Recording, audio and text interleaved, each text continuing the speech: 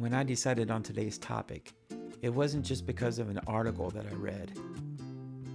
It really is because of so many experiences that I've had in counseling others, or helping people in the church, or being with friends, and sometimes in my own life.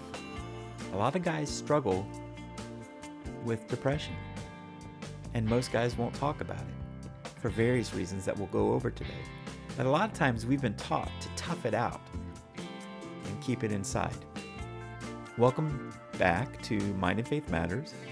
I'm the host, Dr. Corey Potter, and today's episode is a little different, but it might be one of the most important conversations we'll have this summer. I do want to talk to you about something new.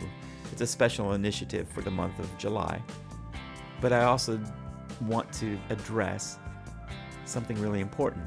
You see, the month of June is Men's Mental Health Awareness Month. And I knew that, and I decided that we can't just have one month where we worry about it. So I'm deciding to make July a continuation of June. And so hopefully throughout the rest of the year, somehow men's mental health will be at the top of the list of things that people are talking about. So here's the deal. If you haven't heard yet, we recently launched a small merch line to help support the podcast. And so this special initiative I'm talking about today is connected to our store, which is located at mindandfaithmatters.com/store. But more importantly, this initiative is about something that so many men are silently battling. It's about depression. And really, it's about hope. So I've designed, and now you can grab some t-shirts, coffee mugs, and even a trucker's hat. And when I designed them, I provided a message that matters, such as being kind to your mind for both men and women. Therapy is strength training. Listen like it matters. On the front of a shirt, and on the back it says, "You matter, your story matters, let's talk." And so when you wear this gear, you're not just supporting the podcast, which I appreciate. You're actually deciding to stand with men who need help right now. And now, for the entire month of July, 100% of proceeds from every purchase will go straight to headsupguys.org. That's HEADSUPGUYS.org. A place dedicated to helping men fight depression and prioritize their mental wellness. Every dollar counts, and every purchase makes a difference. This isn't just about a store launch, though. It's about building something together, because men's mental health matters, and silence isn't strength. Hope isn't something that's lost, and it is worth wearing this month, or drinking out of, I don't know. But the point of it is, if we can support something, why not? And why am I supporting Heads Up Guys? Because they're one of the few organizations doing focused, powerful work specifically for men's mental health. In fact, they're the largest resource out of Canada, but they're the largest resource in the world for men's mental health. And they offer support, self-assessments that are scientifically backed, practical guides, and honest stories. I think the videos and honest stories are very impactful. And here's the great news. One, I'm not affiliated with them. They don't know I'm doing this, but all of these resources are designed for men who are struggling, but maybe they're not ready to admit it yet. Here are some stats that they provide to tell you how compelling it is. So headsupguys.org says that only 1 in 4 men with depression ever seek professional help. That's hard to ignore. And men account for 75 to 80% of all suicides in the US and Canada. And this is according to compiled research by Heads Up Guys and national public health organizations. Suicide is the second leading cause of death for men ages 44 down to 15, or the other way, 15 to 44. And this is based on the CDC and Health Canada. That's staggering. And let's let it sink in. We're not just talking about some guy out there. When we look at our whole crew, we're talking about our friends, our co-workers, our dads, our sons, the people we go to church with, and our brothers. And maybe we're talking about you.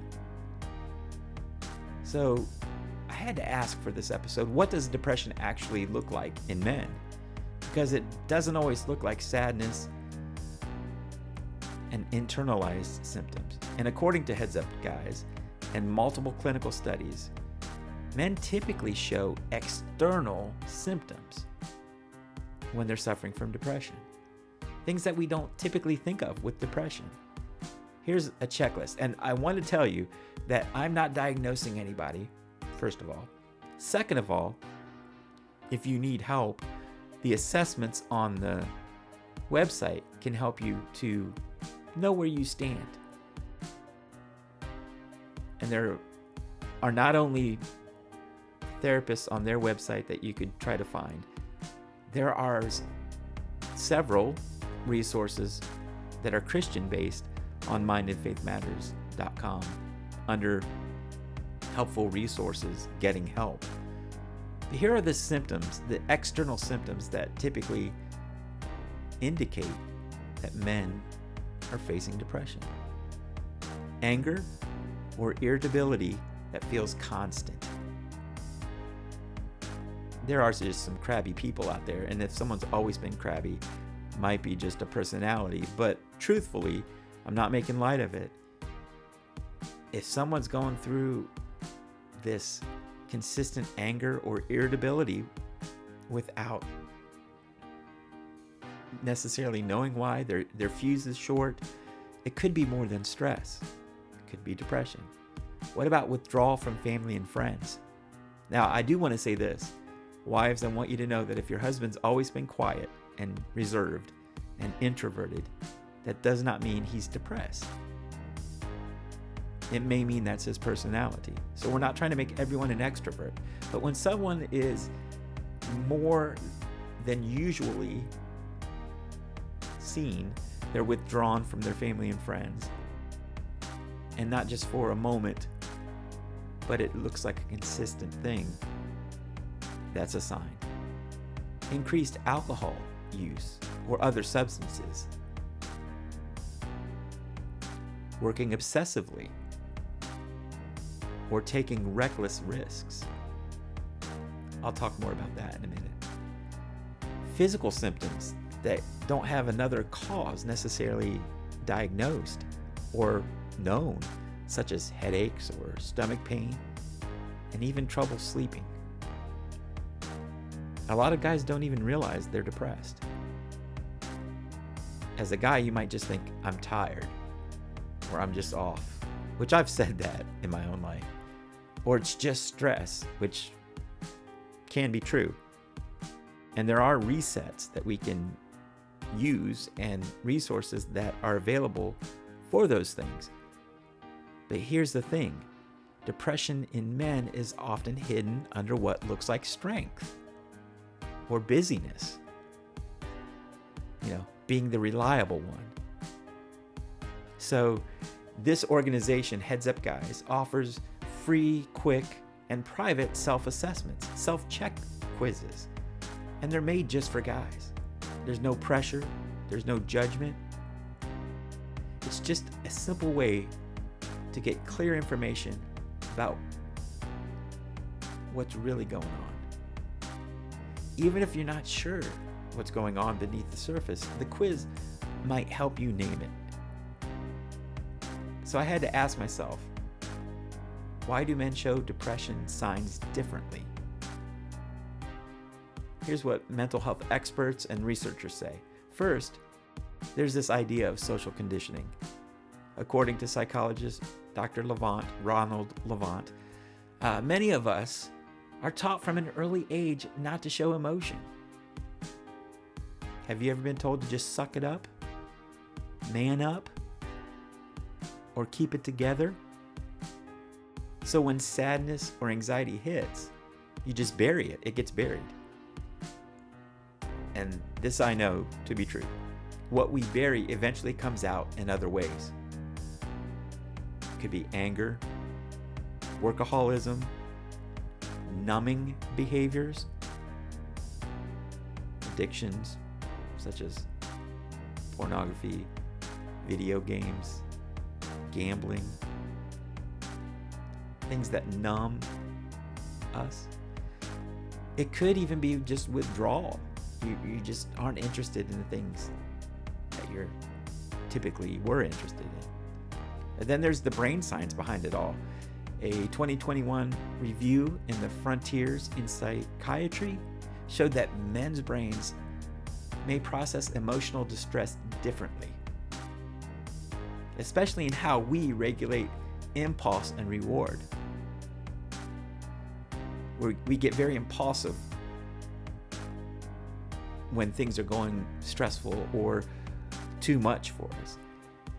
And we really can seek immediate rewards and gratification. We don't have the constraint, and we lack impulse control. It's proven in the brain. In the frontal lobe, if you want to know. The prefrontal cortex in men isn't as developed as in women, and I'm not making fun of it.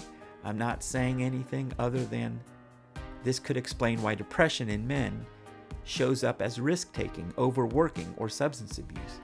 And for many of us, there's a real challenge in naming our emotions.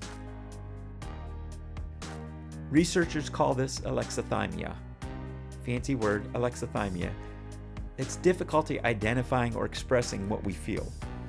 And it's common in men, especially those raised in environments that make space for emotional language unavailable. Like, you don't talk about your emotions, that type of thing.